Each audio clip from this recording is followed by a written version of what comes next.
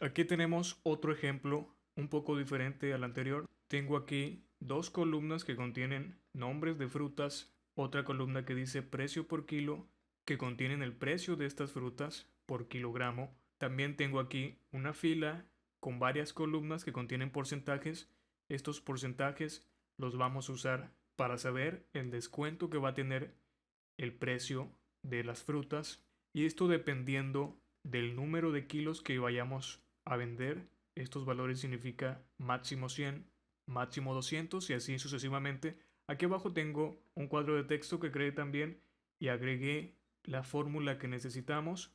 Arriba dice obtener el precio por kilogramo de fruta dependiendo de la cantidad vendida, y la fórmula es el precio de las frutas menos el propio precio por el descuento que tenemos aquí arriba, y con eso vamos a obtener el precio ya con descuento para cada uno de los descuentos y para todas las frutas. Vamos a hacer esta fórmula entonces. Siempre cuando vayamos a crear fórmulas para datos que estén ordenados de esta forma en líneas y columnas, es recomendable analizar esto. Sabemos que esta columna contiene los precios y nunca cambia, siempre va a ser la C. Con esto ya tenemos una idea de la fórmula. Debemos fijar esta columna, sobre todo porque la vamos a usar en varias columnas más. Si no la fijamos y las copiamos, automáticamente Excel desplazará las referencias celdas por celdas, y con lo cual obtendremos una fórmula incorrecta. También aquí arriba estamos viendo que hay varias columnas, pero una única fila que es la 3. Siempre el porcentaje lo va a tomar de la fila 3. También tenemos otro tip. Sabemos que debemos fijarla igualmente que la columna, y únicamente estamos usando estos dos valores, el precio y el porcentaje, y ya sabemos que tanto este precio como esta fila la debemos fijar. Vamos a crear entonces la fórmula para la primer fruta, que son las piñas. Escribimos el signo igual, analizamos la fórmula que tenemos aquí abajo que dice precio. Como estoy en la línea de las piñas, debo seleccionar el precio que le corresponde.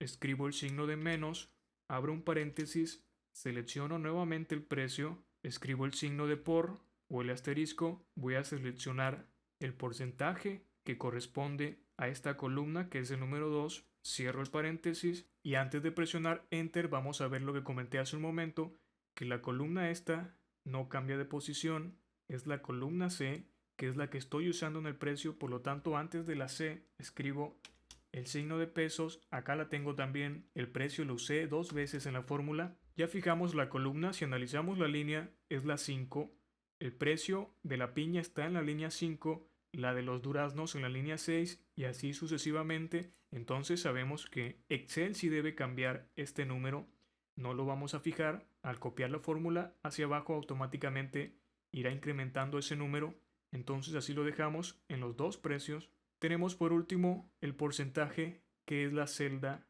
D3. Vemos que la columna sí debe cambiar porque debe tomar los porcentajes de las otras columnas, por lo tanto la dejamos así, y la fila no va a cambiar nunca, siempre va a ser la número 3. Entonces sí la vamos a fijar porque al copiar la fórmula, si no la fijamos, se va a incrementar este número 3 y tendremos resultados no deseados. Voy a fijar entonces la fila 3, presiono enter, con esto ya tengo el precio con descuento de esta cantidad. Aparece un decimal porque yo así lo tengo, pero voy a cambiar el número de decimales a 2 para tener un precio más exacto. Pudimos haber hecho esto antes de hacer la fórmula, crear una selección y posteriormente crear la fórmula para que se copie automáticamente a todas las celdas seleccionadas. No importa, lo podemos hacer de todos modos. Voy a copiar la fórmula, la copiaré también hacia este lado, y si analizamos los precios vemos cómo van decrementándose, van disminuyendo acorde al descuento que tienen. Lo mismo pasa con las otras columnas. Visualmente parece que está correcta la fórmula. Si la analizamos, vemos que efectivamente sí está hecha de forma correcta. Nuevamente, esta es la forma difícil tal vez para algunos, pero hagámoslo de la otra forma que ya aprendimos. Voy a crear esta fórmula basándome en cómo está aquí abajo, menos, entre paréntesis, el propio precio por el descuento que le corresponde, presiono Enter, creo la segunda fórmula, selecciono esta celda, menos, abro paréntesis, el precio por el descuento, presiono Enter, crearé la última fórmula para analizar las tres y una vez teniéndolas, saber cuál será la fórmula única que debo crear. Selecciono esta celda que es la que le corresponde, abro paréntesis, selecciono nuevamente el precio por el descuento que le corresponde a esta columna que es el 3%, cierro el paréntesis, ya tengo entonces las tres fórmulas creadas. Ahora vamos a copiarlas y las voy a pegar en esta zona. Una vez copiadas, las analizamos como ya vimos.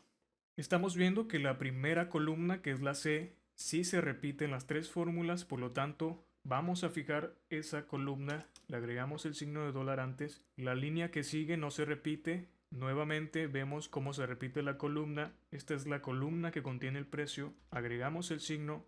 La línea no se repite. La columna siguiente tampoco se repite. Por último tenemos la fila 3. Vemos que sí se repiten las tres fórmulas. Fijamos dicha fila y ya tenemos la fórmula que debemos usar. Es exactamente la que usamos hace un momento. Voy ahora sí a seleccionar todo y a escribir esa fórmula. El signo de pesos, C5 menos, abro paréntesis, signo de pesos, C5 por D, signo de pesos 3, cierro paréntesis. Con esto además te das cuenta que, de ser necesario, podemos escribir directamente la referencia de celda sin hacer clic como lo acabo de hacer. Ahora ya que tengo la fórmula voy a presionar control enter y automáticamente ya tenemos los precios. Nuevamente, si analizamos cada una de las fórmulas, veremos lo que ha hecho Excel. La ha creado de forma correcta y ya vimos las dos formas que podemos hacer para crear fórmulas con referencias absolutas. Estas se crean agregando el signo de dólar antes de la columna o de la fila según sea el caso.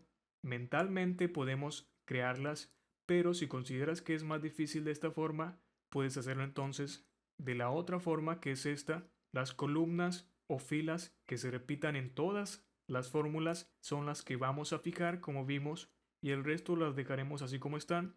Y una vez que tengamos la fórmula únicamente la copiamos a la celda principal que es la primera y automáticamente al presionar control enter se habrá creado en el resto de celdas.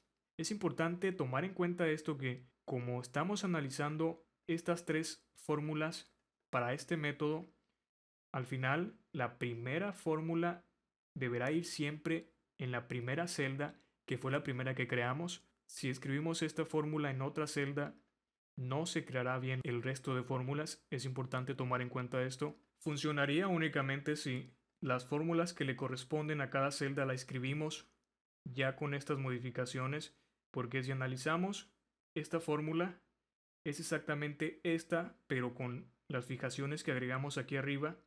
Y lo mismo pasa con esta otra fórmula, es exactamente la de abajo, más los signos de pesos que tiene la primera fórmula.